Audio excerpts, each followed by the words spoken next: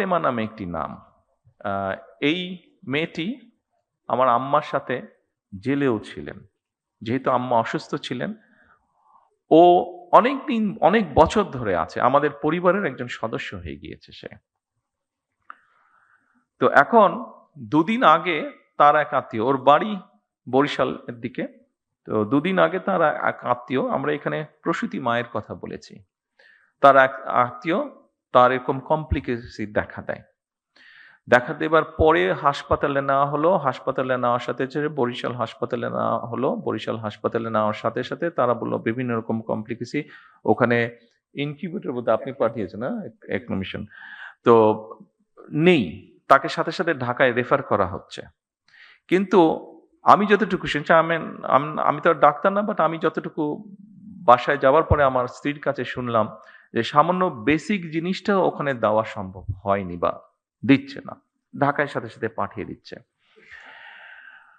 কিন্তু ফাতেমা স্বাভাবিকভাবে আমার ওয়াইফকে বলেছে, উনিও ২-১ জনের সাথে কথা বলেছেন। সেইজন্য ফাতেমা সেই আত্মীয় খুব স্বাভাবিকভাবে বেটার চিকিৎসা পেয়ে গিয়েছে।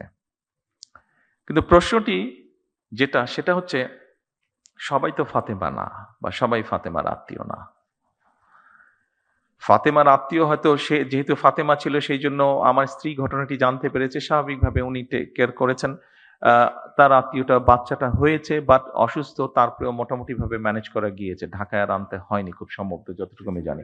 আর সামহাও মিনিস্টার সাহেবও জানার পরে উনিও কিছুটা ইন্টারফেয়ার করেছেন। ফলে এখান থেকে সাথে, সাথে একটা মেশিন বোধহয় ছিল না, মেশিনটা বোধহয় পাঠানো হয়েছে। ফলে ওর আত্মীয়র বদলতে অনেকগুলা শিশু এখন সেই সুবিধাটা পাবে। অনেকগুলা শিশু সেই কষ্ট থেকে বা সেই সমস্যা থেকে, সেই বিপদ থেকে বেঁচে যাবে।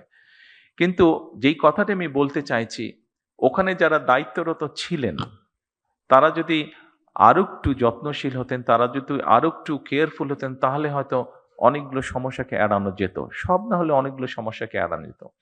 আপনাদের কাছে আমার অনুরোধ থাকবে, এই দেশের একজন নাগরিক হিসাবে আমাদেরকে সাহায্য করুন, সরকারকে সাহায্য করুন, যেন আমরা কাউকে ফাতেমার আত্মীয় হওয়ার প্রয়োজন হবে না।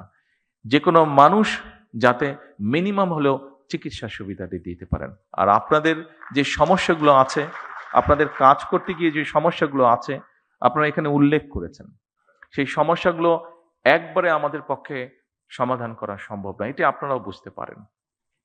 তবে প্রথম যেই সমস্যাটির আপনারা কথা বলেছেন, নিরাপত্তা আপনাদের একটি বিষয় এসে, যেটিতে প্রথমেই আপনারা হাততালি দিয়েছেন, আমি জিজ্ঞেস করলাম যে ওটাতে আপনারা হাততালি দেন, খুব সম্ভবত ৩ নম্বর পয়েন্ট ছিল বোধহয় ওটা। এই ৩ নম্বর পয়েন্টটি এখানে স্বরাষ্ট্রমন্ত্রী সাহেব আছেন, ওনার সাথে আমি আজ না হয় কালকেই স্বাস্থ্যমন্ত্রীকে নিয়ে, প্রতিমন্ত্রীকে নিয়ে এবং সেক্রেটারি সাহেবকে নিয়ে ইমিডিয়েটলি আমি স্বরাষ্ট্রমন্ত্রী সাহেবের সাথে বিষয়টি আলাপ করব।